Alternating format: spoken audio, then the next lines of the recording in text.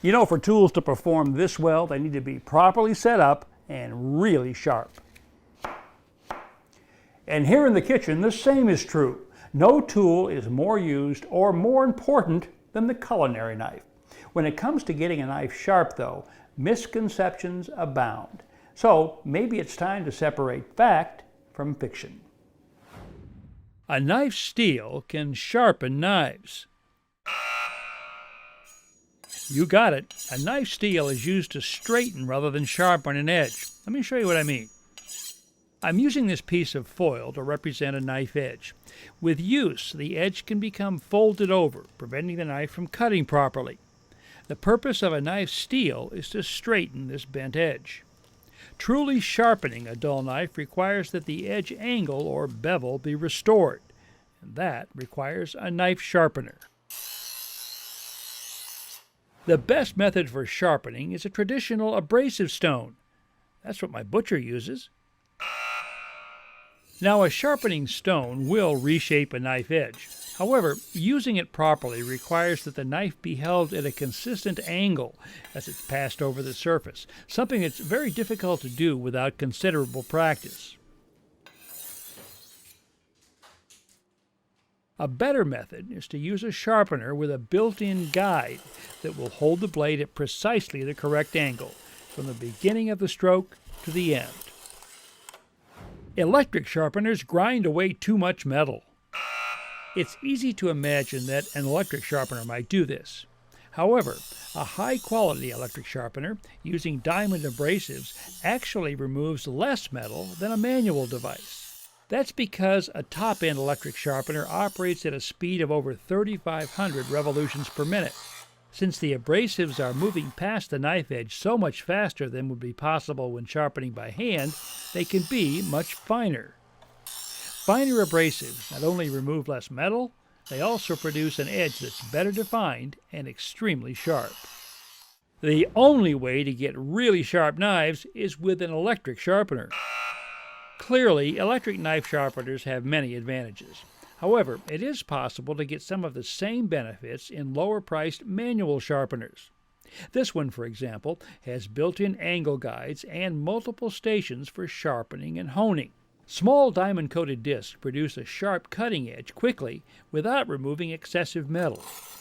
When using a manual sharpener like this one, only moderate downward pressure is required. Sharpening an edge and honing an edge are the same thing. Actually, they're two different processes. Good sharpening systems first shape the edge with a coarser abrasive, then polish the edge with finer abrasives in the honing stage. The final stage also introduces a slightly larger angle, resulting in an edge profile that is shaped similar to a Gothic arch. This kind of dual-angle knife edge is stronger and lasts longer. Asian-style knives differ from American or European types. In addition to their different blade shapes, the knives have different edge angles. Asian-style knives are typically made with a 15-degree edge angle, while traditionally, European and American knives have a 20-degree angle. However, things are changing. If you've purchased an American or European-style knife in the last 2 or 3 years, it may have the 15-degree edge found on Asian-style knives. Bottom line, if you have both Asian and European-American styles in your kitchen, you'll want a sharpener that can accommodate both. The bottom of a ceramic cup is a great knife sharpener. While ceramic cups will remove metal from knives, cup bottoms can be overly rough and uneven. So much so that it's possible to actually nick and damage the blade. There is, of course, also the problem of trying to hold the knife at a consistent angle. The best sharpness test is trying to slice a sheet of paper. That's right, the acid test for a sharp blade is its ability to slice completely through a piece of paper without shredding or tearing. A blade this sharp will have no trouble cutting cleanly through a ripe tomato with only a couple of strokes. A plastic carving board will dull knives more quickly than a wooden one. Well, it really depends on the plastic. Hard acrylic plastic or glass will take its toll on any blade, dulling it quite quickly. Softer polypropylene or polyethylene boards like this one are much gentler on blades and are considered more hygienic than wood. New or high-quality kitchen knives don't require sharpening. Knives made of the finest steel will hold an edge longer, but even the best knives dull with use, and the initial factory edge only lasts for the first few days or weeks of use. For the remaining 99.9% of a knife's useful life, its edge performance depends entirely on how it's resharpened.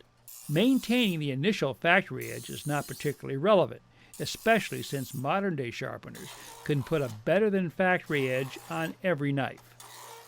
The best way to judge the quality of a knife is by its price. Certainly, price can be an indicator of good quality, but not always.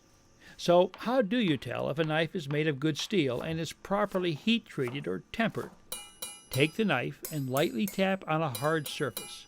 If it rings like a bell, most likely it's of the proper hardness. If it sounds muffled, it's on the soft side. Also, the blade on good quality knives extends all the way through the handle, creating a steel spine tip to tip. As Ben Franklin said, there was never a good knife made of bad steel. But even a good knife is not of much use unless it's properly sharpened. And that's true.